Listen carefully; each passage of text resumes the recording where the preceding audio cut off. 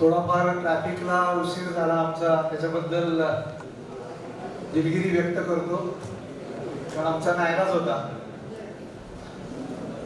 माझ्याकडे विषय दिलाय ताळेबंद व्यवस्थापन, आणि पुढचा 1 तास जेवणापूर्वीचा आहे, त्यामुळे मला माहिती आहे की तुमच्यावरही जास्त अन्याय होणार नाही, त्याची मी देखील जास्तीत जास्त काळजी घेईन. पण आपल्या दृष्टीने मगाशी मॅडम म्हणल्या तसं ताळेबंद हा देखील खूप महत्वाचा आपला विषय आहे. आजपर्यंत आपल्याकडे नागरी सहकारी पतसंस्थांमध्ये येणारा जो ग्राहक आहे हा एका विशिष्ट वयाचा होता, आणि आजही त्या वयाचा ग्राहक आपल्याकडे आहे, त्याच्याबद्दल माझं दुमत नाहीये. पण आपल्याकडे आता जो तरुण वर्ग येणार आहे किंवा जी नवीन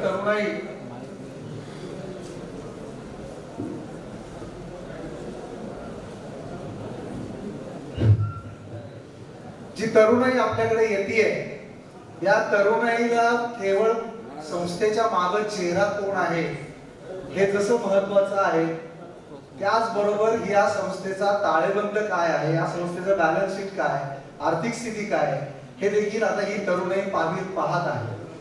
त्यामुळे आपल्याला देखील नवीन ग्राहक आपल्याला जो मिळवायचा आहे, नवीन तरुण आपल्याला जे आकर्षित करायचे आहे, त्याच्यासाठी माझ्या तरी दृष्टीने आजपर्यंत आपल्या पतसंस्थांमध्ये दुर्लक्षित असलेला भाग जो आहे हा ताळेबंदाचा आहे. आपण ताळेबंद सुशोभीकरणावरती बराचसा भर देतो. आपण ताळेबंद आकृष्ट कसा होईल, जास्तीत जास्त त्याच्यामध्ये फोटो सेशन कसा असेल याच्याबद्दल निश्चित आपण जागरूक असतो. त्याच्याबद्दल माझं दुमत नाही, ते असलं पाहिजे. आपलं स्फूर्तिस्थान, मार्गदर्शक हे सगळे असले पाहिजेत, त्याच्याबद्दलचं काही मत नाहीये. पण जी आकडेवारी आहे ही आकडेवारी देखील आपली तेवढी सक्षम पाहिजे, आणि ती असलेली सक्षम आकडेवारी जी आहे ती देखील आपल्याला योग्य तऱ्हेने मांडता आली पाहिजे. त्यामुळे बॅलन्स शीट किंवा ताळेबंदाच्या बाबतीत 3 शब्द आपण कायम लक्षात ठेवावे लागतात. एक, preparation of the balance sheet, presentation of the balance sheet आणि publication of the balance sheet.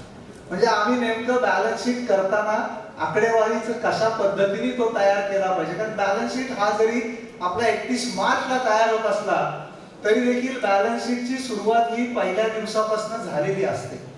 त्यामुळे आपल्याला जो जो आपला प्रत्येक व्यवहार आपण आपल्या संस्थेमध्ये करतो, जो बारीक सारीक व्यवहार आपला असतो, हा बऱ्याच वेळेला आपला भावनिक स्तरावरती आपण करत असतो. कुठेतरी आता आपल्याला तो व्यावहारिक स्तरावरती व्यवहार करायची गरज आहे.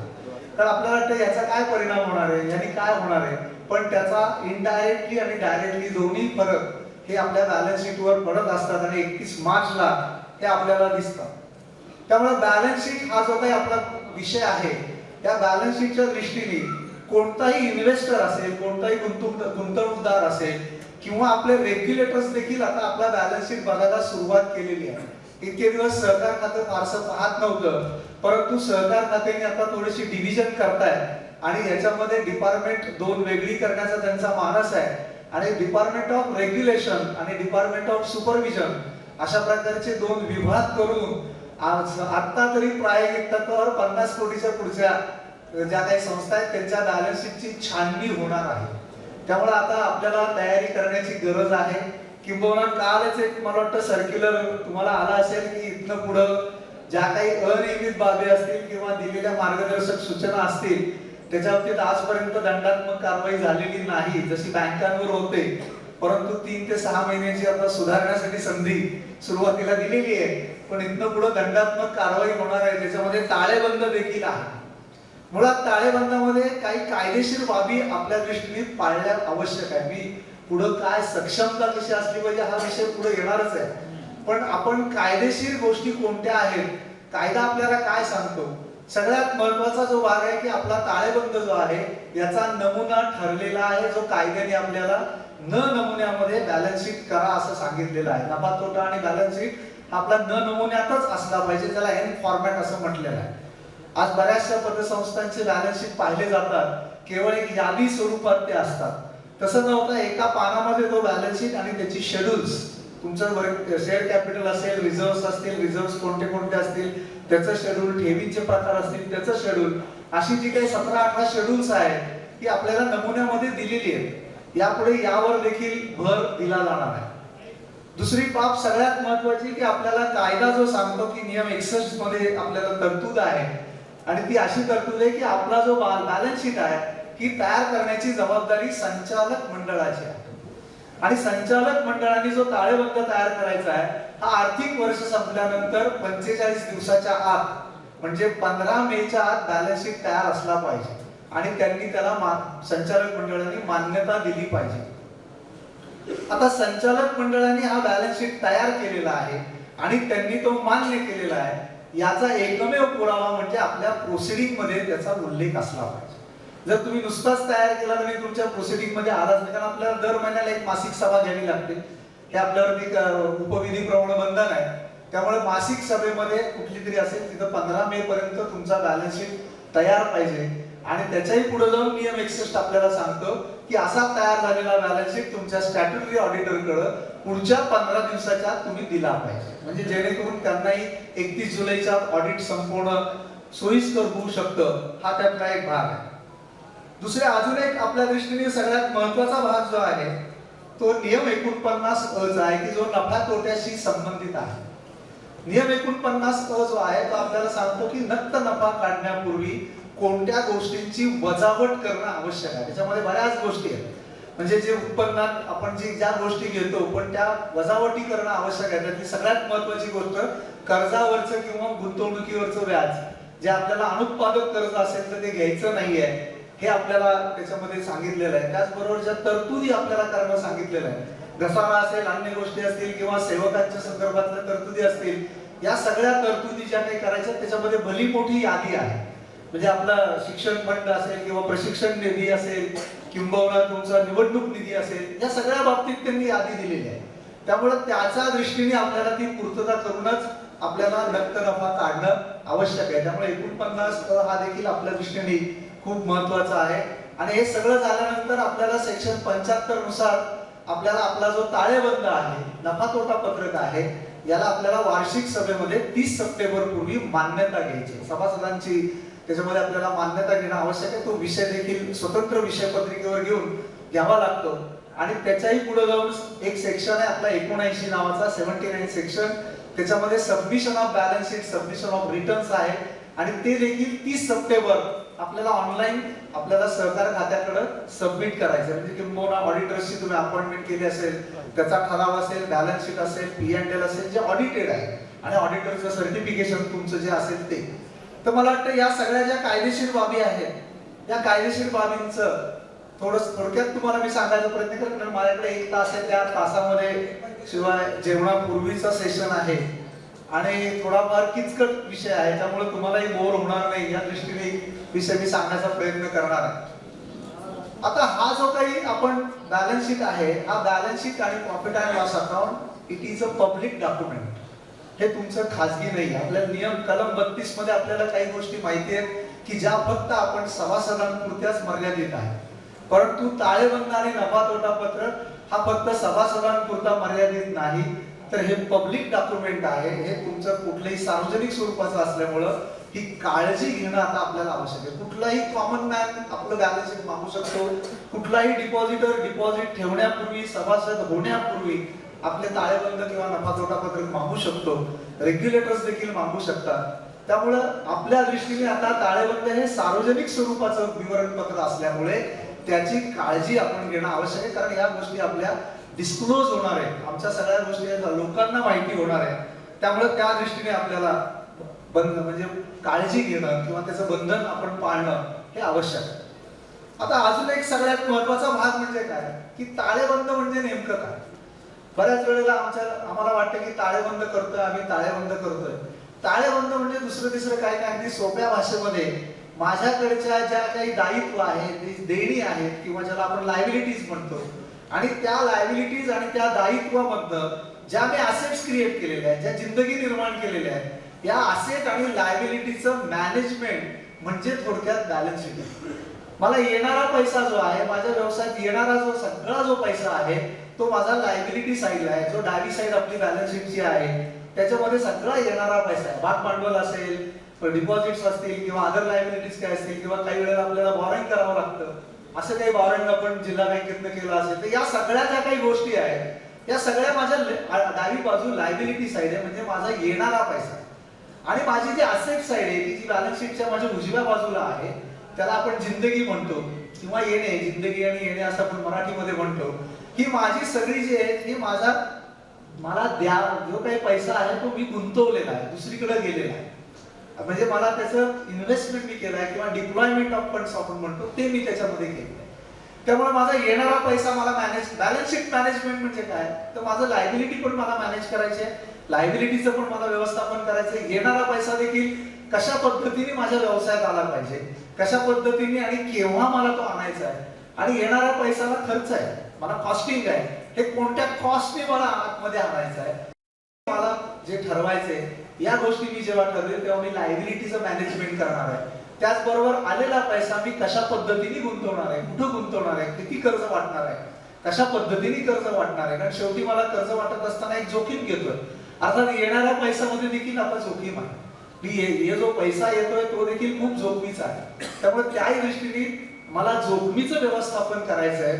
माझ्या व्यवसायामध्ये असलेली जोखीम मला ओळखायची आणि त्याच्या पद्धतीने मला व्यवस्थापन करून ती जोखीम कशी कमी करायची, हेच थोडक्यात ताळेबंद व्यवस्थापन. जसजसा व्यवसाय वाढणार आहे तसतसा तुमचा ताळेबंदाचा साईज किंवा त्याचा आकारमान वाढत जाणार आहे. त्यामुळे मी जेव्हा व्यवसाय वृद्धी म्हणतो त्यावेळेला माझा ताळेबंद हा ऑटोमॅटिक वाढतो. त्यामुळे ही वाढ जी आहे ही मला सूज आणायची आहे का मला बाळसं आणायचं हे मी ठरवायचं. सूज जर आणली ती केव्हाही ओसरू शकते. शॉर्ट टर्म मला काही विचार करायचे का, तात्पुरत्या विचार करून मला काही गोष्टी करायच्यात का, 31 मार्चला बॅलन्स शीट मला काहीतरी फुगलेला दिसावं म्हणून मी विंडो ड्रेसिंग करायचंय का, हा विचार आता आपल्याला करायची वेळ आली आहे. विंडो ड्रेसिंग फार काळ टिकणार नाही, तात्पुरतं आलेलं आहे आणि नंतर निघून जाणार आहे आणि त्याचे परिणाम देखील खूप होणार आहेत. आपण बघणार आहोत की CRR SLR आता आपल्याला कन्सेप्ट आलेली आहे. त्यामुळे 31 मार्चला तुम्ही विनाकारण डिपॉझिट जर गोळा केलं जी की तुमचं डिपॉझिट टिकणारच नाहीये, तर त्याच्यावर तुम्हाला पुढं कारण नसताना 3 महिने CRR SLR मेंटेन करायला लागणार. CRR ला 0 कॉस्ट आहे आणि SLR तुम्हाला काही बँकांमध्ये ठेवायला लागणार आहे. म्हणजे 26% पैसे तुमचे बाहेर जाणार आहेत की ज्याच्यापासून तुम्हाला फारसं उत्पन्नच मिळणार नाही. मग अशा वेळेला मी डिपॉझिट माझं जे आहे ते मात्र 31 मार्चचं आहे, ते डिपॉझिट माझं 15 एप्रिलला निघून जाणार आहे. पण 31 मार्चच्या डिपॉझिटवर मला 30 जून पर्यंत CRR SLR मेंटेन करायचं आहे. ते डिपॉझिट माझ्याकडे असो अथवा नसो. ह्या गोष्टी आता मला बॅलन्स शीट मॅनेजमेंट करताना मला ह्या गोष्टी पूर्वी नव्हत्या. 2019 नंतर माझ्या पूर्ण पतसंस्थेच्या या सगळ्या रेग्युलेशन मध्ये मोठ्या प्रमाणात बदल झाले आणि हे बदल मी समजून घेतले पाहिजे. बऱ्याच वेळेला एक छोटीशी गोष्ट तुम्हाला सांगतो म्हणजे लक्षात येईल की आम्ही ट्रॅडिशन मध्ये इतके अडकलेलो असतो की आम्ही ट्रॅडिशन सोडतच नाही. मुळात जी काही ट्रॅडिशन आहे त्याच्या मागचं लॉजिक काय हे आम्ही पाहत नाही. जर त्याच्या मागचं लॉजिकच संपलं असेल तर ती ट्रॅडिशन आपण बंद केली पाहिजे. एका गावामध्ये एक मठ असतो, त्या मठामध्ये स्वामी असतात, स्वामींचे शिष्य असतात आणि त्या स्वामींचा हा मुख्य मठ असतो. तसे त्यांचे छोटे छोटे अन्य गावांमध्ये देखील मठ असतात. आणि हे जे स्वामी असतात त्यांचं संध्याकाळी प्रवचन असतं. प्रवचनाच्या वेळेला ती तयारी करायचं काम मुख्य शिष्यांवर असतं. आणि स्वामींनी एक मांजर पाळलेलं असतं आणि खूप लाडकं त्यांचं मांजर असतं. त्या मांजराचा व्यत्यय त्या पूर्व तयारीमध्ये येतो. आपण मांजर आडवं येणं जे म्हणतो ते तसं तिथं होत असतं. आणि एक मुख्य शिष्य असतो तो स्वामींना जाऊन भेटतो आणि त्यांना सांगतो की महाराज हे मांजर आडवं येते, काय करू. स्वामी म्हणतात काही करू नका, मी जिथं प्रवचनाला बसतो तिथं समोर एक छोटा खांब आहे, त्या खांबाला मांजर पूर्वतयारी करण्यापूर्वी बांधत जा.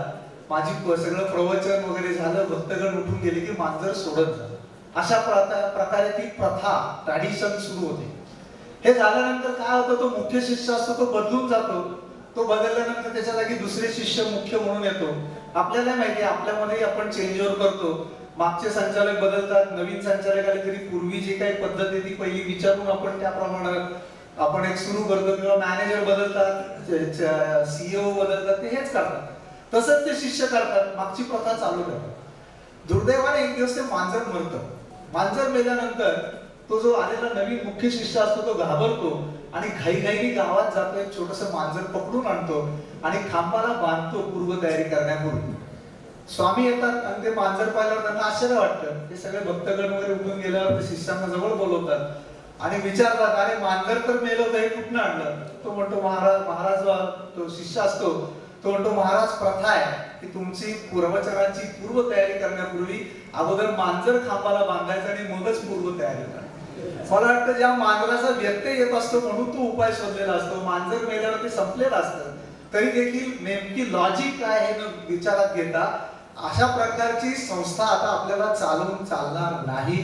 2019 नंतर बरेच बदल येत आहेत, अजूनही नव्याने बदल येत आहेत. एनपीएच्या नॉर्म्स देखील चेंज होणार आहेत, त्याच्यात सुरुवात झालेली आहे. थिंक टँक मध्ये मी असल्यामुळे मी तुम्हाला अगोदरच सांगतोय की ते नॉर्म्स बदलत आहेत. D1 ला जे काही 50% सरसकट आहे ती 75 आणि 100 तरतूद होणार आहे. D2 D3 ला ती तयारी ठेवा पुढच्या वर्षीला.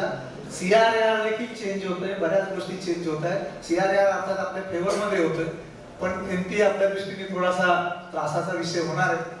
परंतु हे जे बदल आहेत हे बदल स्वीकारून मी आता माझं बॅलन्स शीट देखील मला मॅनेज करायचं हे मी कुठेतरी आता मी व्यावसायिकता मला आणली पाहिजे. आता मुळात माझं बॅलन्स शीट जे आहे हे बॅलन्स शीट मी किंवा माझा ताळेबंद किंवा नफा तोटा आहे हा बाहेर गेल्यानंतर माझा डिपॉझिटर, माझा मेंबर किंवा आमचे रेग्युलेटर्स किंवा इव्हन दो आम्ही डायरेक्टर बोर्ड म्हणून या बॅलन्स शीट कडे पाहताना 3 गोष्टी आम्हाला पाहायला लागतात. कुणी झालं तरी पहिल्या बॅलन्स शीट मध्ये 3 गोष्टी पाहता आणि याच्यावरनं ती परीक्षा होते. बॅलन्स शीट हे तुमच्या संस्थेची एक प्रतिमा आहे, त्याचं एक प्रतिबिंब तुमच्या व्यवसायाचं आहे. हे आपण लक्षात ठेवलं पाहिजे की मी जे जे काही करतो माझी इमारत नक्की चांगली असली पाहिजे, पण माझी इमारत नुसती चांगली असून चालणार नाही, तर माझ्या संस्थेचं बॅलन्स शीट देखील भक्कम पाहिजे, सक्षम पाहिजे, नाहीतर ती इमारतीला काही अर्थ नाही. जर माझं बॅलन्स शीटच तकलादू असेल तर अडचणी निर्माण होणार आहे. त्यामुळे पहिल्यांदा कोणताही इन्व्हेस्टर असेल तो इन्व्हेस्टर किंवा रेग्युलेटर पहिल्यांदा पाहतो की तुमच्या बॅलन्स शीट मध्ये भांडवल पर्याप्तता किती आहे. भांडवल पर्याप्तता याचा अर्थ तुमची जोखीम घेण्याची ताकद किती आहे. एखाद्या गाडीमध्ये जसा शॉक ऍब्सॉर्बर असतो तसं आपल्या प्रत्येक व्यवसायामध्ये हे शॉक ऍब्सॉर्बरचं काम आमचं कॅपिटल आणि रिझर्व्हज करणं असतं. अचानकपणे जर आम्हाला काही तोटा आला, अचानकपणे एखादं आमच्यावर संकट आलं, म्हणजे जसं कोरोना सारखी संकट आल्यानंतर किंवा काही वेळेला रिसेशन्स येतात, मंदी सारखी येतात, गव्हर्नमेंटच्या पॉलिसी चेंज होतात आणि आम्ही ज्यांना कर्ज दिलं असतं त्यांचे व्यवसाय बंद होतात, असे काही अनपेक्षित आपल्याकडे येऊ शकतात.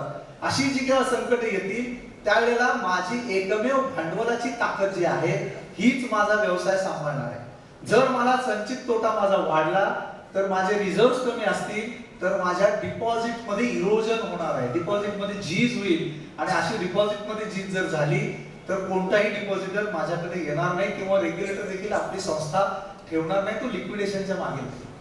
त्यामुळे कुठलाही माझा इन्व्हेस्टर असेल किंवा हे असेल, त्यामुळे आपणही ज्या वेळेला बॅलन्स शीट बनतं त्यावेळेला पहिल्यांदा पाहिलं पाहिजे, ठीक आहे आपण बघतो माझा फोटो आलाय का, फोटो वर गेलाय का, नाव खाली आलंय का, हे आता कुठेतरी इगो बाजूला ठेवले पाहिजे. बऱ्याचशा ठिकाणी मी पाहिलेलं आहे भांडणं कशावर तर माझं नाव वर खाली झालं म्हणून. हे आता आपल्याला कुठेतरी माझ्या बॅलन्स शीट मध्ये मी जे काही इन्व्हेस्टर माझा आहे किंवा माझा रेग्युलेटर आहे याला हे दिसतंय का की माझी संस्था सक्षम आहे का नाही. उद्या मला कितीही तोटा आला तरी माझी संस्था सहन करण्याची ताकद माझी भांडवलात आहे. त्यामुळे माझी भांडवल पर्याप्तता, आपल्याला माहिती आहे भांडवल पर्याप्ततेचं प्रमाण आता किमान 9% आपल्याला ठेवलेलं आहे की किमान तुमचं 9% असलं पाहिजे. अर्थात ते तुम्ही वाढवू शकता, जेवढं चांगलं असेल तेवढं, अधिक असेल तेवढं जास्त चांगलं. दुसरा गुंतवणूकदार जो आहे त्याचा दुसरा मुद्दा आपल्याकडे पाहण्याचा दृष्टिकोन असतो, ती म्हणजे असते तरलता. लिक्विडिटी अँगल मधनं तो पाहतो. तो म्हणतो की मी पैसे ठेवतो पण हे ठेवलेले पैसे मला परत देण्याची यांच्याकडे लिक्विडिटी आहे का, ह्याच्या नेमके इन्व्हेस्टमेंट कुठे आहेत. कारण आपण इन्व्हेस्टमेंट ज्या बँकांमध्ये केलेली असतात त्याची यादी आपण जोडतो आणि ती बँकांची नावं जर त्याला अशा प्रकारची काही दिसली तर तो कसे पैसे ठेवेल. भल्या बँकांची नावं चांगली पण त्या बँका अडचणीतल्या असतात. आता नाशिक बद्दल मी काय फारसं बोलत नाही, त्यामुळं मी बघितलंय, अनुभवलंय, येऊन जाऊ नये आलं त्या बँकेमध्ये.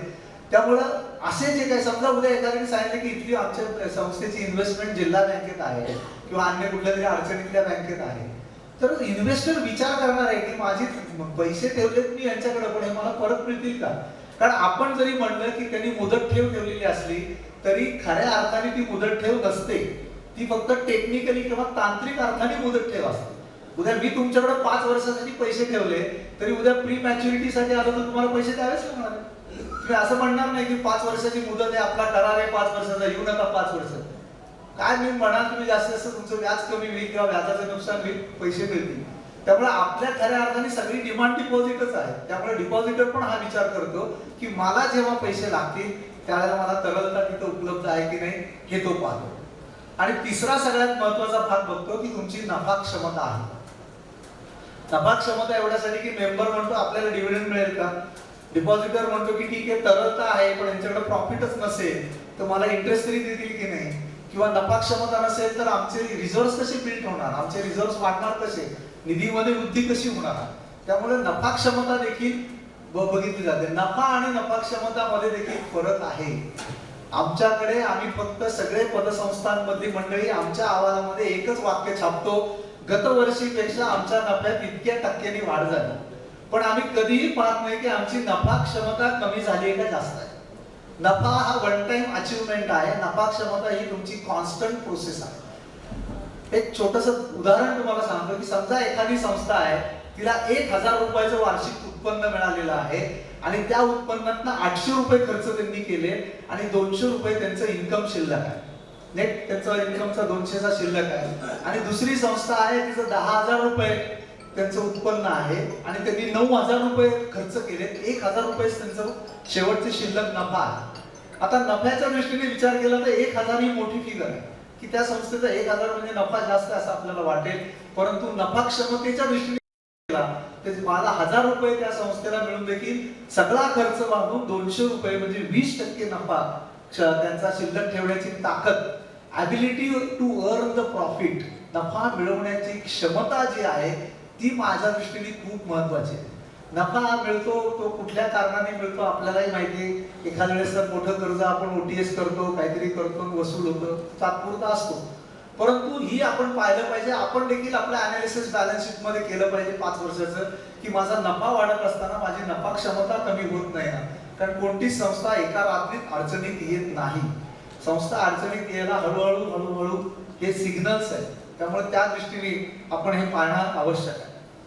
त्याचबरोबर आपण ज्या वेळेला भांडवल बघणार आहोत की मला आता भांडवल देखील उभारणी करायची आहे, की भांडवल उभारणी करताना मला डिव्हिडंडचाही विचार करावा लागतो. आता मला जर कॉम्पिटिशन मध्ये डिव्हिडंड जर द्यायचा असेल तर मला माझे फ्री ऑफ कॉस्टचे निधी वाढवणं आवश्यक आहे.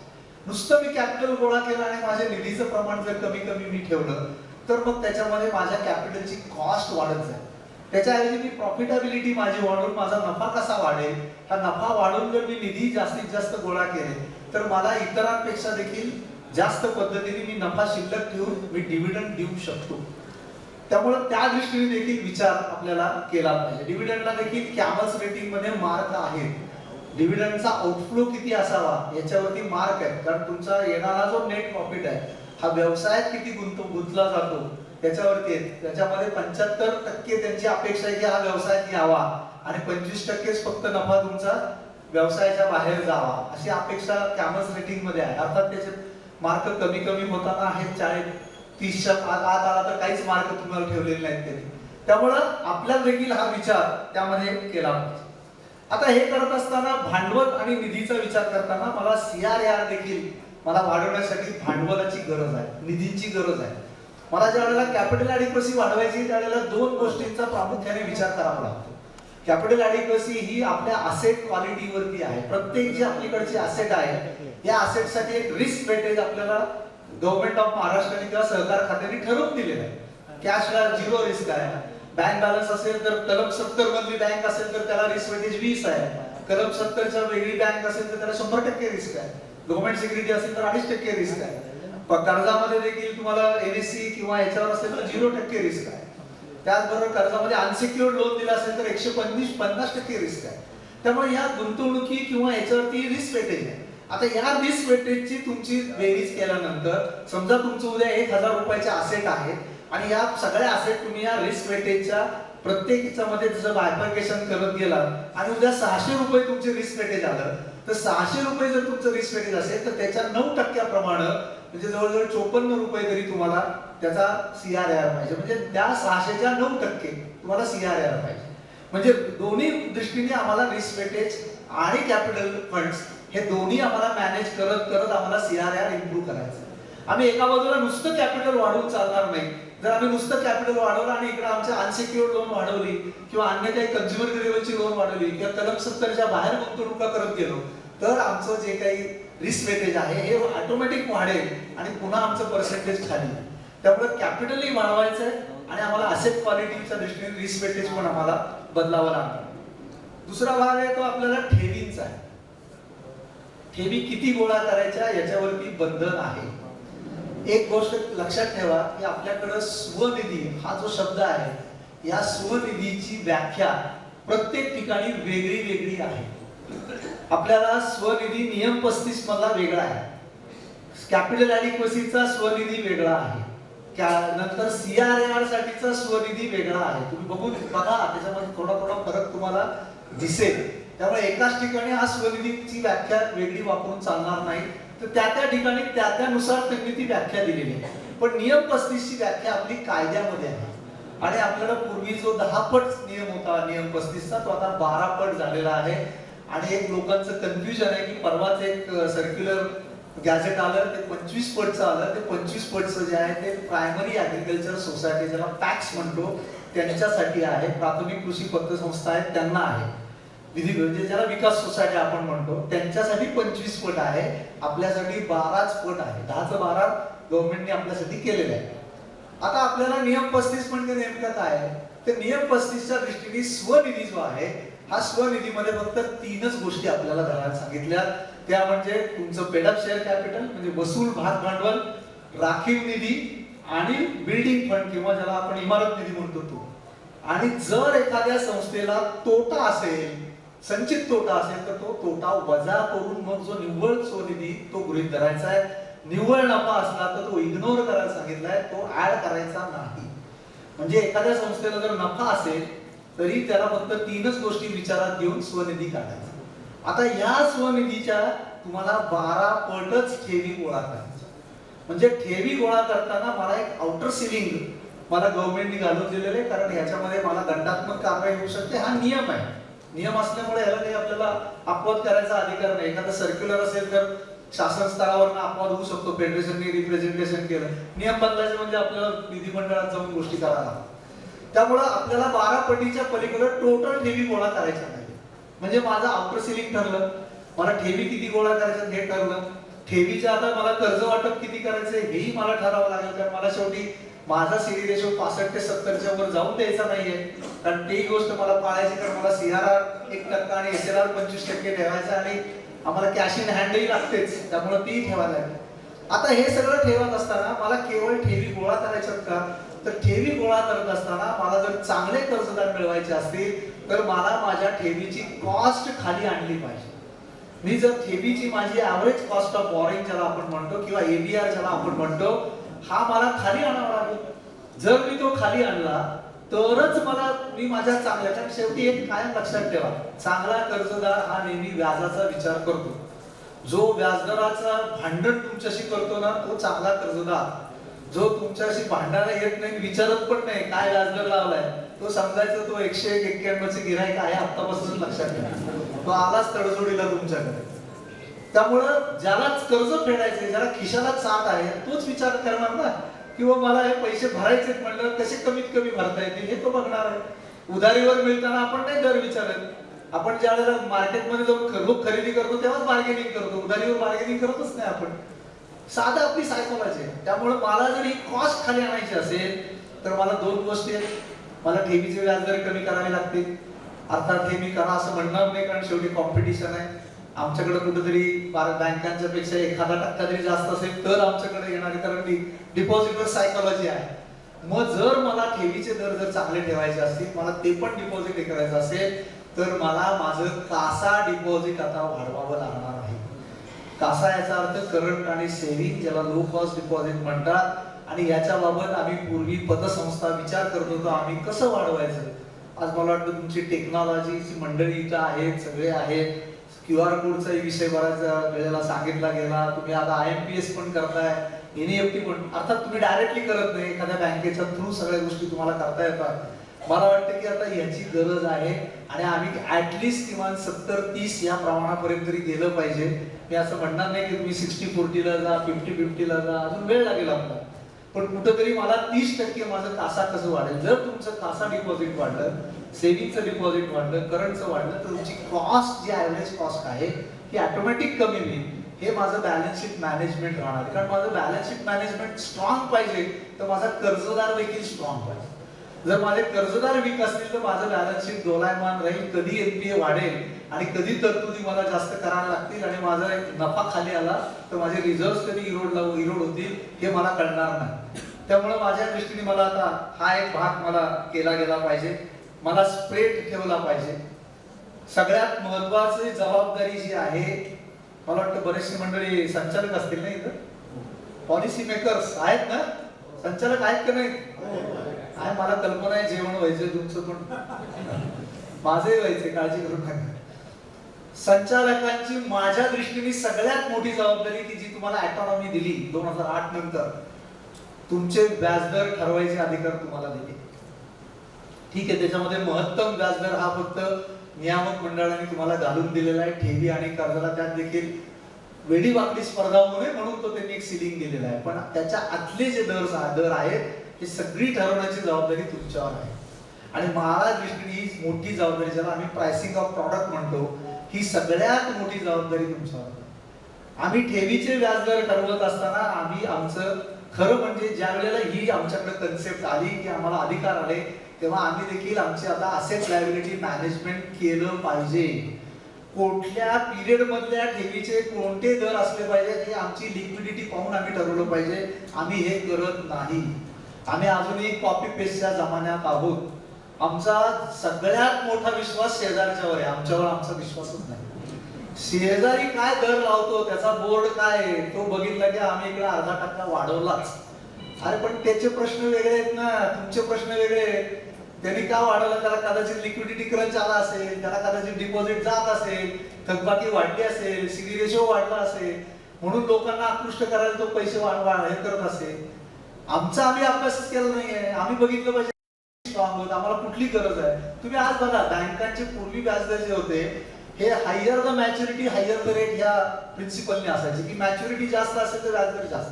आज तुम्हाला कळेल सारस्वतचा रेट वेगळा, शामरावचा वेगळा, ठाणे जनता वेगळीच, किंवा तुमच्या नाशिक मधली बिझनेस कोऑपरेटिव्ह बँक असेल तर त्याचा दर वेगळाच दिसेल. मॅच्युरिटी प्रमाणे वेगळे वेगळे दर आहेत, कारण प्रत्येकाने स्वतःची रिक्वायरमेंट बकेट्स तयार केलेले आहेत. त्याला टाइम बकेट म्हटलं जातं. या टाइम बकेट प्रमाणे मला जर उद्या 1 वर्ष ते 3 वर्षामध्ये मला लिक्विडिटीची गरज आहे तर मी 1 ते 3 वर्षामधला रेट वाढवला पाहिजे आणि त्या याच्यात मी डिपॉझिटरला अट्रॅक्ट केलं पाहिजे किंवा त्यातलं डिपॉझिट रिटर्न कसं येईल हे मी पाहिलं पाहिजे. सरसकट रेट वाढवत नाही. हा बॅलन्स शीटवर सगळ्यात मोठा परिणाम करणारा घटक हा तुमचा प्राइसिंग ऑफ प्रॉडक्ट आहे. कारण आज आपल्याला कळत नाही, आम्ही भावनेच्या भरामध्ये रेट वाढवतो आणि शेवटी आर्थिक वर्ष संपताना आमच्या लक्षात येतं की आम्हाला नफा झालेला नाही किंवा आम्ही रेट वाढवले, भरमसाठ डिपॉझिट आमच्याकडे आलं. डिपॉझिट ज्या दिवशी घेता त्या दिवशी व्याजाचा मीटर सुरू आहे ना, त्याचा तुम्हाला व्याज द्यावंच लागतं आणि मग सीडी रेशो खाली आला, मग शेवटी आम्ही डिस्ट्रेस होऊन कर्ज वाटायला लागतो. अशी कर्ज देखील अडचणीत येतात की सीडी रेशो वाढवायचं. म्हणून म्हणलं बॅलन्स शीट मॅनेजमेंट हा 31 मार्चचा विषय नाही आहे. हा मी रोज किंवा दर आठवड्याला याचं कुठेतरी चिंतन केलं पाहिजे, बघितलं पाहिजे की मी आज कुठे आहे. असं काही समजू नका की फक्त 31 मार्चलाच बॅलन्स शीट निघतं. बॅलन्स शीट कोणत्याही दिवशी तुम्हाला काढतात. प्रॉफिट अँड लॉस अकाउंट मात्र 1 वर्षाचा आहे. 1 वर्षाने तुमचा प्रॉफिट अँड लॉस अकाउंट संपतो. प्रॉफिटचा अप्रोप्रिएशन करता 1 एप्रिलला नवीन प्रॉफिट सुरू होतं. पण बॅलन्स शीट मात्र तुमचं तळायात आहे. हे तुम्हाला कोणत्याही दिवशी म्हणलात तरी तुम्ही बॅलन्स शीट, ठीक आहे प्रोव्हिजन नसतील त्याच्यात, पण तुमचं बॅलन्स शीट तयार होऊ शकतं. मला वाटतं कुठेतरी संचालक मंडळाने दर महिन्याचा मासिक जो काही तुमच्या मीटिंग मध्ये अजेंड्यावर विषय ठेवा की आमचा नफा तोटा आणि बॅलन्स शीट नेमका आज कुठं आहोत, 31 मार्चला आमचं टार्गेट काय आहे. आता टार्गेट ठरवतो म्हणजे आम्ही आमची बॅलन्स शीटचा साईजच ठरवतो ना. आम्ही नुसतं ठेवी कर्जाचं टार्गेट घेऊन चालेल का आम्हाला? आम्ही नुसतं ठेवीचं ठरवतो, कर्जाचं ठरवतो, तसं न ठरवता माझा बॅलन्स शीटचा साईज नेमका काय असला पाहिजे, त्या दृष्टीने माझी वाटचाल काय केली पाहिजे, त्या दृष्टीने माझी रिस्क जी आहे ती रिस्क मॅनेजमेंटची माझी कॅपॅसिटी त्या प्रमाणात वाढती की नाही हे देखील मी पाहिलं पाहिजे. नाहीतर नुसतं टार्गेट जर करत बसलं तर उगाच डिपॉझिट गोळा कराल आणि नंतर ते अंगावर पडेल सगळं आणि त्याचा उपयोग काय नाही. शेवटी गेल्या वर्षीपेक्षा लॉस दिसेल आपल्याला. त्यात दुर्दैवाने एनपीए अजून वाढलं तर अजून तोटा आपला वाढेल. त्यामुळे त्या दृष्टीने हा विचार आपण केला पाहिजे. दुसरी सगळ्यात महत्वाची गोष्ट आहे की डिपॉझिट गोळा करताना कुठेतरी एक आम्ही टॉलरन्स लिमिट ठेवली पाहिजे, जी आम्ही ठेवत नाही. मी बऱ्याच पतसंस्था पाहिल्या, बँकांमध्ये हाच मेजर प्रॉब्लेम आहे की आम्ही कुठेतरी ठरवलं पाहिजे की आमचे टॉप 20 टॉप 30 जे काही तुमच्या साईज नुसार ठरवा की या डिपॉझिटर्सचं असणारं एकूण डिपॉझिटचं प्रमाण माझ्या एकूण डिपॉझिट मध्ये किती असलं पाहिजे, त्याला आपण टॉलरन्स लिमिट म्हणतो. की उद्या जर माझ्यावर काही वेळ आली आणि हे जर 20 डिपॉझिटर निघून गेले तरी मला लिक्विडिटी क्रंच येणार नाही याची दक्षता मी घेतली पाहिजे. माझ्याकडे नेमकी तरलता किती आहे, 5% ठेवा, 10% ठेवा, 15% ठेवा, तुम्हाला जे ठेवायचं तुमच्या हिशोबाने ठेवा. पण आज कित्येक ठिकाणी 30-35% अशा प्रकारचं टॉप 20 डिपॉझिटर्स मध्ये डिपॉझिटची कॉन्सन्ट्रेशन ऑफ डिपॉझिट झालेलं आहे आणि त्या आपण बँक संस्था अडचणीत आल्या. आपला एक मोठा गैरसमज आहे की आमचे कर्जदार संस्था अडचणीत आणतात. हे 100% मान्य आहे, कर्जदार संस्था अडचणीत आणतात, पण डिपॉझिटर देखील संस्था अडचणीत आणू शकतात जर तुमच्या. आणि आपण इतके सेन्सिटिव्ह याच्यामध्ये आहोत की आम्ही आमचा काहीही दोष नसताना आमच्यावर प्रसंग ओढवतो. कोऑपरेटिव्ह सेक्टर हा एवढा सेन्सिटिव्ह आहे की नावात साधर्म्य असलं तरी देखील आम्हाला प्रॉब्लेम होऊ शकतो. सिलिकॉन व्हॅली बँक कुठं अमेरिकेमधली ती बुडाली. आमच्या शामराव विठ्ठल बँकेचे शॉर्ट मध्ये नाव SVB आहे. त्यांना एक्सप्लेनेशन द्यायची वेळ आली की आम्ही ते नाही. इतकी परिस्थिती आहे. तर आपली पतसंस्थांची काय वेगळी परिस्थिती नाही आहे. कुणीतरी गावात काहीतरी उद्योग केला की आपल्यावर गणतंत्र येतच. त्या रेल्वे स्टेशन किंवा SD स्टँडच्या बाजूला लावलेल्या सायकली असतात की नाही, त्या सायकली बघा, त्या सायकलीमध्ये पहिली सायकल पडली की बाकीच्या सायकलींचा दोष नसताना त्या धडाधडा पडतात. तशी आपली पतसंस्था चळवळ आहे. त्यामुळे मला वाटतं की कुठेतरी ही आपली वेळ आली तर आपण काय तयारीत असलं पाहिजे हे आतापासूनच आपण ठरवलं त्याच्यामध्ये असलं. दुसरा त्याच्यामधला सगळ्यात महत्वाचा भाग आहे, मॅडम तुम्हाला त्यांच्या इन्कम टॅक्स याच्यामध्ये सांगतीलच की डिपॉझिटर्स, मेंबर्स, त्याचं महत्व काय, टॅक्सेशनच्या दृष्टीने त्या सांगतील. पण माझ्या दृष्टीने सगळ्यात महत्व आहे की आपल्याला आता इथनं पुढे पेनल्टी आहे. डिपॉझिटर्स जर तुमचे मेंबर्स रेग्युलर मेंबर नसतील तर पेनल्टी आहे आणि ही पेनल्टी तुम्हाला बॅलन्स शीट मध्ये डिस्क्लोज करायची आता तरतूद पुढच्या याच्यामध्ये येणार आहे. की एखादी जर पेनल्टी लागली तर जसं बँका त्यांच्या बॅलन्स शीट मध्ये डिक्लेअर करतात तसं तुमच्या अहवालामध्ये तुम्हाला डिक्लेअर करावं लागेल की आम्ही KYC चं पालन केलं नाही म्हणून पेनल्टी लागली, किंवा नॉन मेंबरचं डिपॉझिट घेतलं म्हणून आम्हाला पेनल्टी लागली, जे काय असेल, किंवा CRAR चं प्रमाण जे होतं ते आम्ही चुकीचं दाखवलं म्हणून पेनल्टी लागली. असं काही कारण आपल्याला येऊन आमच्या बॅलन्स शीट वरती तो एक निगेटिव्ह परिणाम होऊ शकतो. कारण एक लक्षात घ्या की आम्ही कितीही चांगले असलो तरी एक पेनल्टीचं स्टेटमेंट हे आमच्या दृष्टीने निगेटिव्ह सगळीकडे वातावरण पसरवू शकतं. आणि मी मगाशी सांगितलं की आमचं बॅलन्स शीट पब्लिक डॉक्युमेंट आहे, त्यामुळे ते कुणाच्याही हातात जाणार आहे आणि कुणीही ते वाचणार आहे. त्यामुळे त्या दृष्टीने आपण पाहिलं पाहिजे. दुसरा एक भाग त्याच्यामधला आपण थोडंसं आता असेट साइड बघूयात. बाकीच्या लायबिलिटी मध्ये फार लक्ष द्यायला नको, आपल्याला त्या किरकोळ आहेत.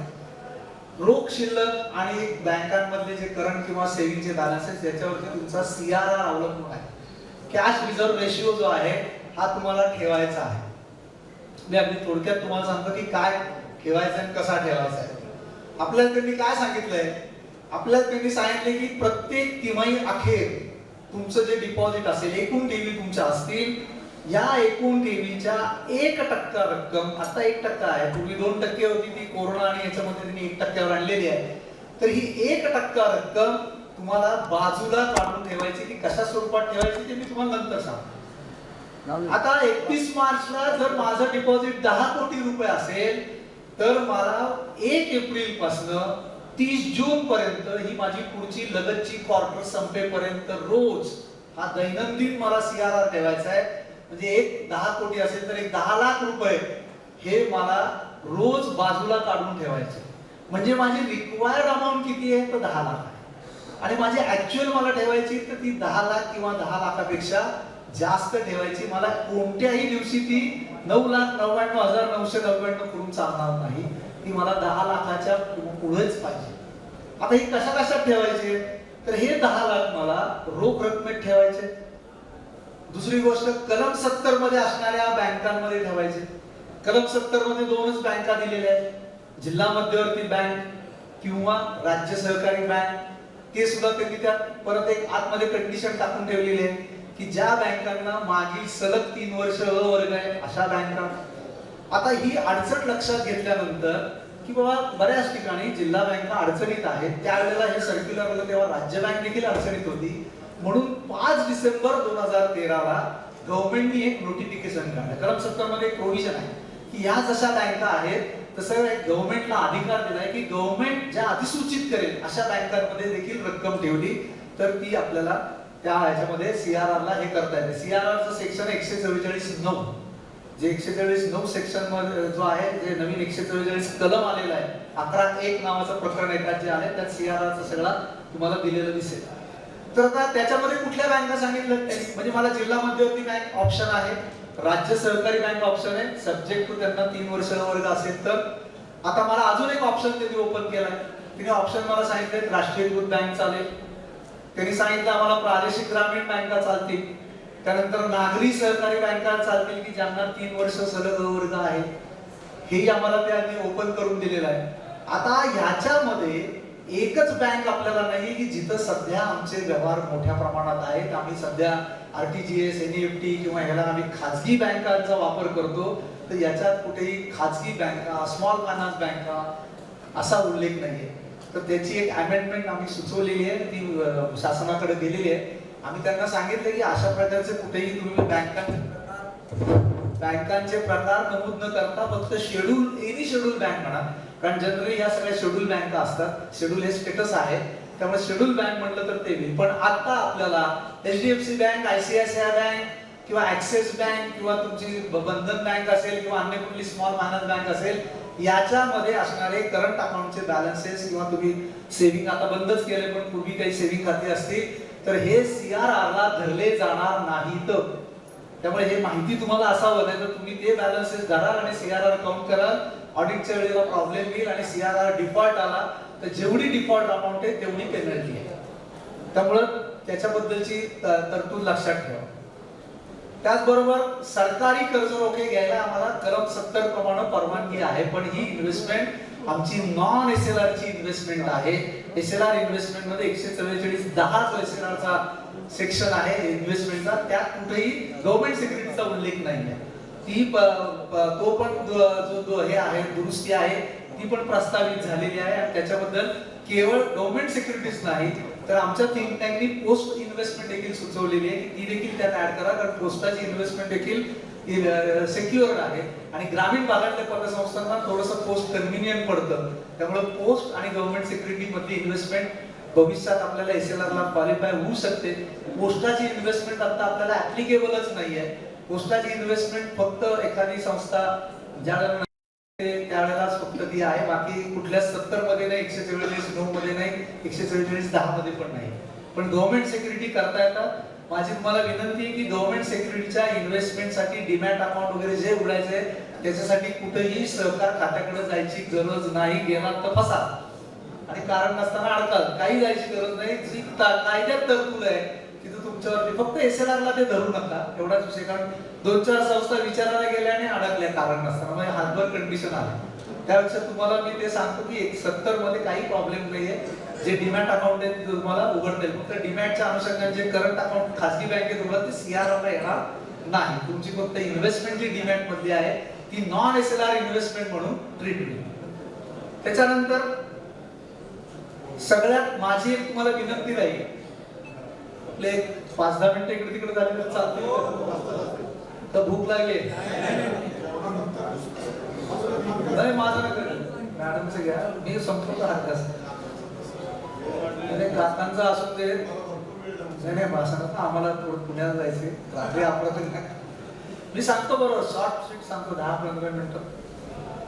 मी काय जास्त लांबड लावणार नाही, ते तेवढं असेल तेवढं पॉईंट टू पॉईंट सांगत जातो. रिझर्व्ह बँक ऑफ इंडियाने 30/8/2021 ला एक सर्क्युलर काढलाय आणि बँकांनी त्यांच्या बॅलन्स शीट मध्ये कोणत्या गोष्टी डिस्क्लोज करायच्या, कोणती प्रमाणकं असली पाहिजे की जे प्रमाणकांमुळे इन्व्हेस्टरला आपोआप मार्गदर्शन होणार आहे. मला वाटतं की आपला लवासाला आमचा एक कार्यशाळा झाली होती, वाजे साहेब आहेत, त्यावेळेला आपण तो पूर्णपणे त्या सर्क्युलरवरती तो सेशन घेतला तर तो 2-2.5 तास सेशन, त्याला 2-2.5 तास लागतात त्या सेशनला, एवढा वेळ नाही आपल्याला. परंतु माझी विनंती की तुम्हाला आरबीआय साईट काही बँक नाही आहे, आरबीआय साईट फक्त बँकांमध्ये नोकरी करणाऱ्यांनीच ओपन करायला असं कुठेही म्हटलेलं नाहीये.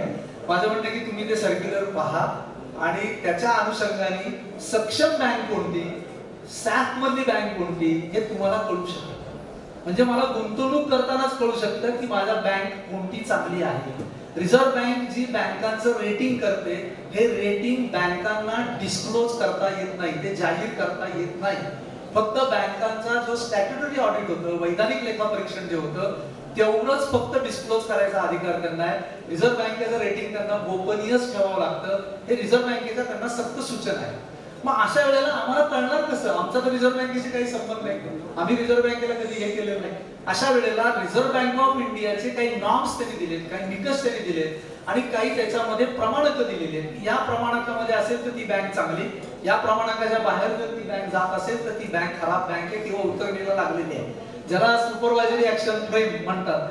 मी थोडक्यात फक्त चांगल्या बँकेपेक्षा तुम्हाला सुपरवायझरी ऍक्शन फ्रेम बँक कोणती एवढंच तुम्हाला एक 3 निकष सांगतो, तेवढे फक्त बघा. बाकी मग तुम्हाला बाकी एआयडी आपोआप कळेल.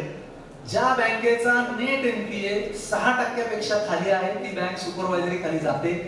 ज्या बँकेचा कॅपिटल ॲडिक्वसी रेशो 9% खाली आहे ती बँक देखील सुपरवायझरी ऍक्शन फ्रेम खाली जाऊ शकते. ज्या बँकेने सीआरआर एसएलआर डिफॉल्ट केलेला आहे ती बँक देखील जाऊ शकते. आणि ज्या बँकेला सलग मागील 2 वर्ष तोटा आहे, तोटा in the sense net loss नाही, ऑपरेशनल लॉस जरी असला तरी देखील त्याच्यामध्ये तुम्हाला त्या ह्याच्यामध्ये ती सॅप खाली जाते. त्यामुळे मला सॅप मधली बँक जर माहिती असेल तर मी इन्व्हेस्टमेंट करणार नाही. बाकी मग चांगली बँक कोणती त्याचे बरेच निकष आहेत, पण निदान वाईट कुठली बँक आहे हे मला जरी कळलं तरी तेवढा मला सिग्नल त्याच्यामध्ये मिळू शकतो. दुसरी गोष्ट, कर्जाच्या बाबतीत आपल्याला सगळ्यांना माहिती की कर्ज ही सगळ्यात मोठी ऍसेट आपली आहे आणि कर्ज हे बॅलन्स शीट मधलं सगळ्यात बलस्थान आहे. माझी कर्ज जर चांगली असतील, कर्ज सक्षम असेल तर माझं उत्पन्न देखील चांगलं येणार आहे. त्यामुळे माझा प्रॉफिट देखील मला चांगला मिळणार आहे, माझा नफा तोटा देखील जास्त चांगल्या पद्धतीने राहणार आहे. त्यामुळे कर्जामध्ये मला फक्त एकच पाहिजे आहे की एनपीए हे माझं कसं वाढणार नाही हे मी बघणं आवश्यक आहे. आणि एनपीएच्या बाबतीत दुर्दैवाने मला म्हणावं लागेल, काही बँक संस्था करत असतील तर ठीक आहे, एनपीएच्या बाबतीत आम्ही शेवटी जागे होतो की आम्ही मार्च एंडला आम्हाला वाटतं की आता एनपीए आमचं सुधारलं पाहिजे, एनपीए कमी झालं पाहिजे. माझं म्हणणं उलट आहे की आपण एनपीए ला पहिल्या दिवशीपासून जागा असलं पाहिजे. कुठेतरी प्रोजेक्टेड एनपीए आम्ही काढला पाहिजे आणि प्रोजेक्टेड एनपीए काढल्यानंतर एक 2 अमाऊंट आम्ही ठरवल्या पाहिजेत की जेणेकरून एक टार्गेट आमचं असलं पाहिजे की एक तर अकाउंट अपग्रेड होण्यासाठी मला किती रक्कम लागणार आहे किंवा अपग्रेड जर होणार नसेल तर ऍटलीस्ट ती खातं त्याच स्टेटस मध्ये राहण्यासाठी मला किती रक्कम लागणार आहे हे करून मी ते ठरवलं पाहिजे. आणि अजून 2 गोष्टी मी ठरवल्या पाहिजे की जसं मी नवीन एनपीए वाढवणार नाहीये, स्लिपेज ऑफ एनपीए ज्याला आपण म्हणतो, नवीन एनपीए माझं स्टँडर्डचं सबस्टँडर्ड होणार नाहीये, तसंच माझं पूर्वीच्या एनपीए मधलं ग्रेडेशन बदलणार नाही ना हे पाहिलं पाहिजे. जर मी आहे तसं एनपीए फक्त मॅनेज करत गेलो आणि जर मी अगदी कॉलर ताट करून सांगितलं की गेल्या वर्षी जेवढं एनपीए तेवढंच माझं एनपीए, पण जर ग्रेडेशन खाली सरकलं असेल तर माझी प्रोव्हिजन बदलणार आहे, प्रोव्हिजन बदलले की माझा लॉस वाढणार आहे, लॉस वाढला की माझं बॅलन्स शीट देखील बदलणार आहे, मी तोटा दिसेल किंवा पूर्वीचा नफा कमी झाला. त्यामुळे एनपीए मॅनेजमेंट हा देखील भाग आहे. जसं मी मगाशी तुम्हाला सांगितलं की टॉप 20 डिपॉझिटर्स ते तुम्ही तुमच्या 20 ठेवा, 30 ठेवा, 25 ठेवा, तसंच टॉप 20 बॉरोवर्स वर माझं कॉन्सन्ट्रेशन ऑफ लोन किती असलं पाहिजे याचंही टॉलरन्स लिमिट मी ठरवली पाहिजे. आज बऱ्याच ठिकाणी बऱ्याच संस्थांमध्ये पहिल्या 10 कर्जदारांनीच संस्था अडचणीत आणलेली. आपण आता सगळेजण पतसंस्थेतले इथं बसलेलो आहोत, त्यामुळे काय एकमेकांपासून लपवायची गरज नाहीये. आपल्याला सगळ्यांना माहिती की आमचे छोटे कर्जदार खूप चांगले कर्जदार आहेत, मोठे कर्जदारच आम्हाला अडचणीत आणणार आहेत. पहिले 10 जण जे आहेत, ज्याला आमच्या पुण्याच्या भाषेमध्ये आम्ही पहिले 5 मानाचे गणपती म्हणतो, ते पहिले 5 मानाचे गणपती जोपर्यंत हलत नाही, जोपर्यंत बेलबाग चौकात तो पुढच्या कुंटे चौकापर्यंत जात नाही तोपर्यंत आमचे एनपीए काही कमी होत नाही. तशी परिस्थिती आपली आहे. त्यामुळे कुठेतरी मी हे टॉलरन्स लिमिट ही माझ्या बॅलन्स शीट मध्ये असली पाहिजे. मी हे ठरवलं पाहिजे की ठीक आहे 20च्या 20 जरी उद्या आले नाही तरी मला काही अडचण येणार नाही किंवा मी ते करू शकतो. आता हे सगळं करत असताना एक मगाशीच मी तुम्हाला सांगितलं, कदाचित मॅडम माझ्यापेक्षा जास्त तुम्हाला अधिकारवाणीने सांगतील कारण त्या ह्याच्यातल्या क्षेत्रातल्या प्रोफेशनल आहेत, पण आमच्याकडे एक मोठा गैरसमज आहे की अकाउंटिंग स्टँडर्ड आम्हाला लागू नाही. मॅडम माझं जर चुकत असेल तर सांगा, पण माझ्या दृष्टीने 10 कोटीच्या पुढे ज्यांची वर्किंग कॅपिटल आहे किंवा आपण म्हणूया अशांना ह्या लेवल 1 मधल्या इन्स्टिट्यूट गृहीत धरल्या जातात आणि आपल्या सगळ्या पतसंस्था जेवढ्या मिळून 10 कोटीच्या वर असतील या सगळ्यांना सगळी अकाउंटिंग स्टँडर्ड लागू आहे. माझ्यामध्ये 29 वगैरे असतील, 32 होती, 3 रद्द झाली असतील त्यातली. आता अकाउंटिंग स्टँडर्ड जर लागू असतील तर त्या अकाउंटिंग स्टँडर्ड प्रमाणेच मला माझं बॅलन्स शीट केलं गेलं पाहिजे, त्याप्रमाणेच मी अकाउंटिंग केलं पाहिजे, त्याप्रमाणेच माझा प्रॉफिट अँड लॉस असला पाहिजे.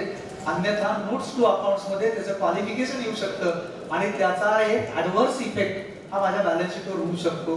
कदाचित आपल्याला देखील आजपर्यंत आपण नोट्स टू अकाउंट्स कडे फारसं लक्ष देत नव्हतो. भविष्यात कदाचित खरं म्हणजे सीए ची जबाबदारी आहे, त्याचे खरं आयसीआयच्या त्यांना डायरेक्शन्स आहेत की तुम्ही अकाउंटिंग स्टँडर्ड प्रमाणे हे केलं पाहिजे आणि नोट्स टू अकाउंट्स मध्ये क्वालिफिकेशन असतील तर ती नमूद केली पाहिजे. त्यामुळे आपण नुसतं म्हणून उपयोग नाही ट्रू अँड फेअर पोझिशन, त्याला सब्जेक्ट टू जर आलं तर आपली अडचण होऊ शकते. त्यामुळे कधीतरी तुमचे जे चार्टर्ड अकाउंटंट आहेत, तुमचे इंटरमॅडिएट असतील, स्टॅट्युटरी ऑडिटर असतील, त्यांच्याकडनं एखादा वर्कशॉप किंवा 2-3 तासामध्ये ही अकाउंटिंग स्टँडर्ड नेमकी काय आहे, काय हे आहे ते पाहिलं पाहिजे. जर अकाउंटिंग स्टँडर्ड माझ्याकडे जर लागू असतील तर मला देखील एक पतसंस्था म्हणून कॉमन अकाउंटिंग पॉलिसी करावी लागेल. अकाउंटिंग पॉलिसी देखील माझी सगळीकडे समान असली पाहिजे. बऱ्याच वेळेला ब्रांचेस मध्ये अकाउंटिंग पॉलिसी मॅनेजर बदललं की बदलते, त्याला जसं वाटतं तसं तो अकाउंटिंग करतो. त्यामुळे तसंही करून चालणार नाही. त्यामुळे त्या दृष्टीने अकाउंटिंग पॉलिसी पण आपल्याला करावी लागेल. अन्यथा आपल्या याच्यामध्ये क्वालिफिकेशन येतील की अकाउंटिंग पॉलिसी प्रमाणात तुमचं बॅलन्स शीट नाहीये आणि म्हणजे बॅलन्स शीट कितीही चांगलं असेल, कितीही तुम्ही त्याचं डिझाईन चांगलं केलं असेल, पण ते जर आपल्याला जर काही ऑब्जेक्शन्स आले किंवा ती जर क्वालिफिकेशन आली तर बॅलन्स शीटचं आपल्या असणारं महत्व, कारण सत्य परिस्थिती जी आहे हे तुमची सत्य परिस्थिती दाखवणारं विवरणपत्र आहे असं आपण ज्या वेळेला सांगतो, असं आपण ज्या वेळेला जाहीर करतो, त्याच वेळेला आमचा स्टॅट्युटरी ऑडिटर जर असं म्हणत असेल की हे सत्य नाहीये, हे सत्य केव्हा मानता येईल तर ह्या गोष्टींची पूर्तता असेल तर हे सत्य मानता येईल. अशा वेळेला आमच्यावरची विश्वासार्हता, आमच्या डिपॉझिटरची, मेंबरची कमी होण्याची शक्यता आहे. त्यामुळे मला वाटतं की कुठेतरी हे अकाउंटिंग स्टँडर्ड आता आपण सिरियसली कुठेतरी घेणं आवश्यक आहे आणि त्यात काही फार भाऊ नाहीये, घाबरायचं काही कारण नाहीये.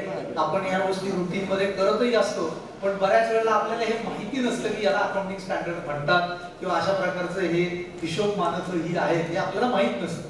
मला वाटतं कुठेतरी तो देखील भाग असला पाहिजे. यापुढे आपल्याला जर आपली संस्था बेस्ट संस्था करायची असेल, म्हणजे ज्याला आपण BEST म्हणतो, कोणताही डिपॉझिटर जो आहे हा डिपॉझिटर आता ज्या वेळेला बेस्ट संस्था म्हणून बघणार आपल्याकडे, त्यावेळेला या बेस्ट शब्दामध्ये आपल्या बेस्ट संस्थेची वैशिष्ट्य दडलेली आहे आणि ह्या प्रत्येक अल्फाबेट मध्ये आपल्याला त्याच्यामधलं हे आहे.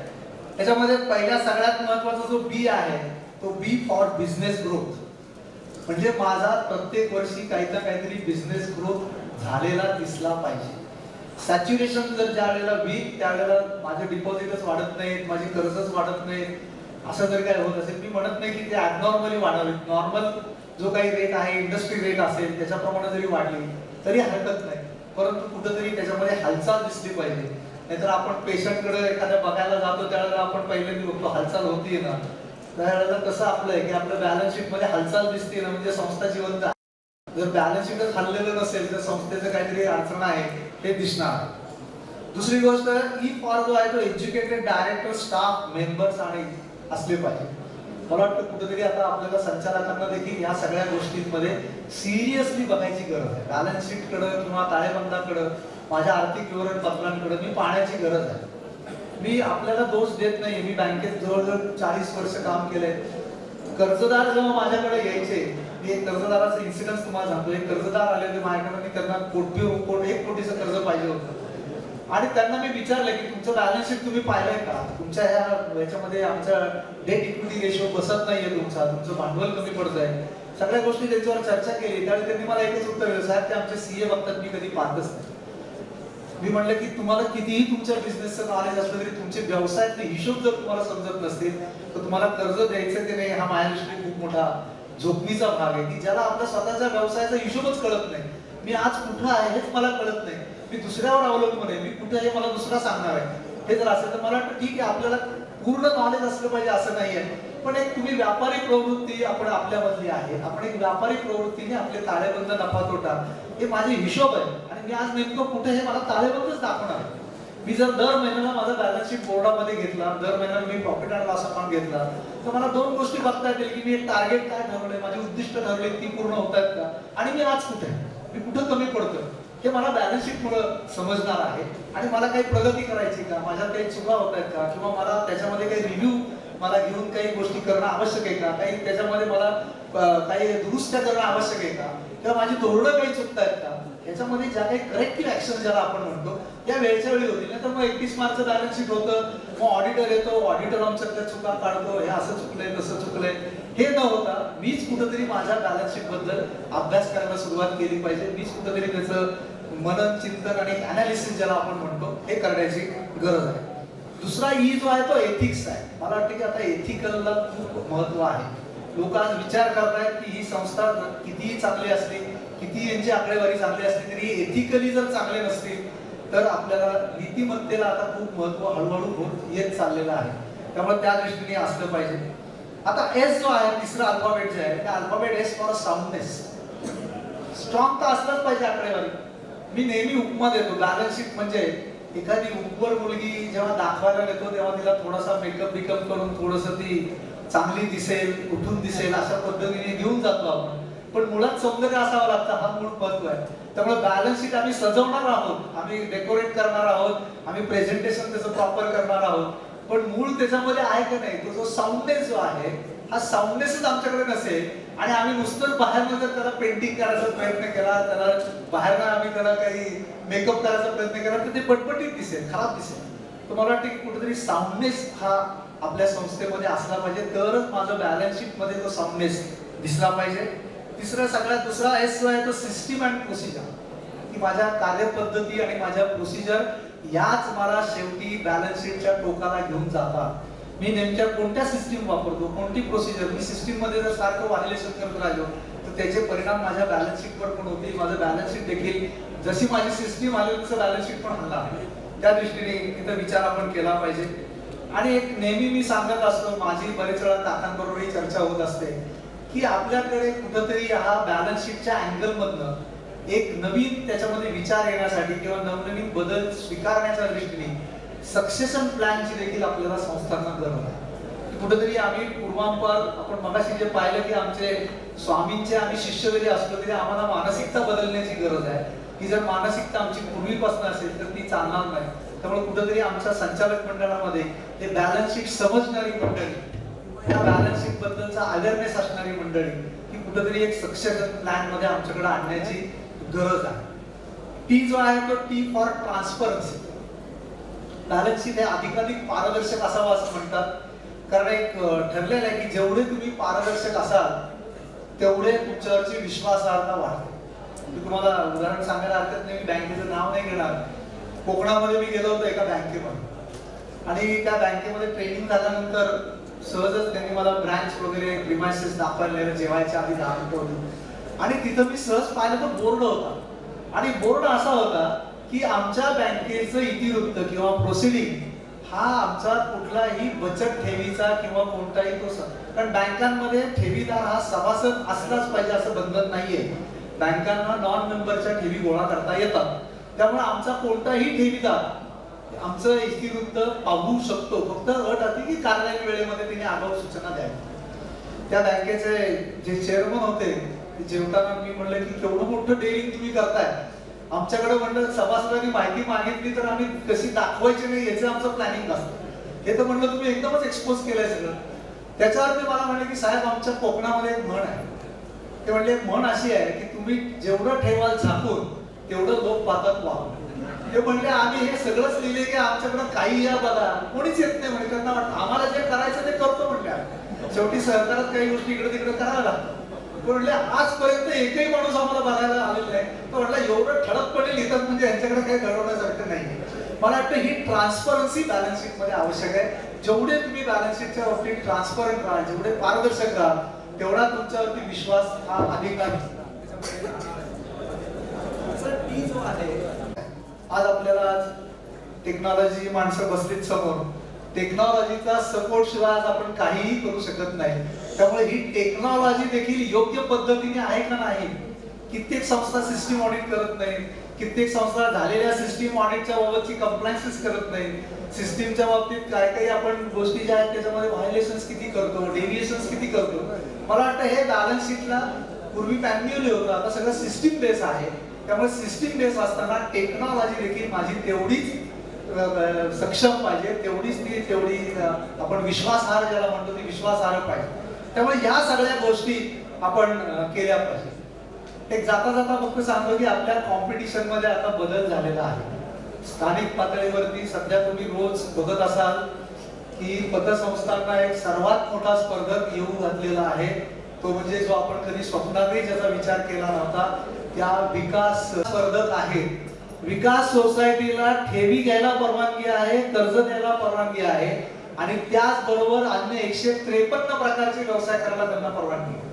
आपल्याला फक्त ठेवी कर्जच घ्यायचे, आपल्याला नॉन बँकिंग व्यवसाय करायला परवानगी नाहीये. त्यामुळे हा एक मोठा स्पर्धक आहे. हा झाला आपल्या पातळीवरचा, देश पातळीवरचा, कारण सेंट्रल गव्हर्नमेंट प्रचंड त्याच्या प्रमाणात इंटरेस्ट आहे आणि रोज त्यांच्या हे गोष्टी चालू आहेत. टेक्नॉलॉजी बदलत आहेत, सगळ्या पद्धतीने नाबार्डने मोठ्या प्रमाणात फायनान्शियल सपोर्ट करतायत, सगळ्या गोष्टी करतायत. आणि आता जर आपण बघितलं तर आपण जशा देश पातळीवर पाहतोय तसं आंतरराष्ट्रीय पातळीवर जे स्पर्धक आहे त्याचं नाव आहे गाफा, GFA याचा अर्थ पहिला जी जो आहे तो गुगलचा आहे. गुगल हा देखील आपला मोठा स्पर्धक आहे. मला वाटतं आपल्या इथे जेवढी काही मंडळी बसली त्यांचं कोणाचंही गुगल अकाउंट नाही असं नसेल, जीपेचे व्यवहार करत नसतील असं नसेल. त्यामुळं जीपे, गुगल हा आपला एक मोठा स्पर्धक आहे.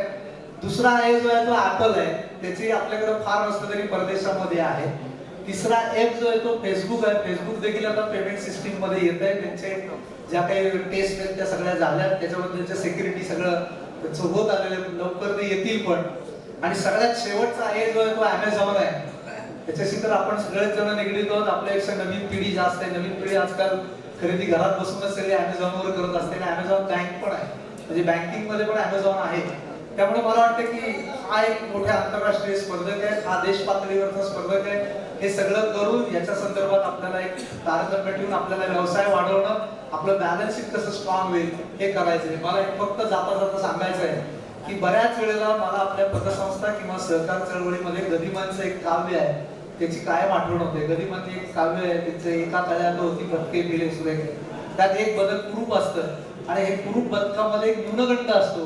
त्याला वाटत असतं की इतर सगळे माझ्यापेक्षा दिसायला चांगले आहेत आणि त्या मानाने मी खूपच कुरूप आहे. पण एक दिवस ते त्या तळ्याच्या पाण्यामध्ये स्वतःचं प्रतिबिंब पाहता आणि मग त्याला जाणीव होते की मी कुरूप नाही तर मी एक राजहंस आहे.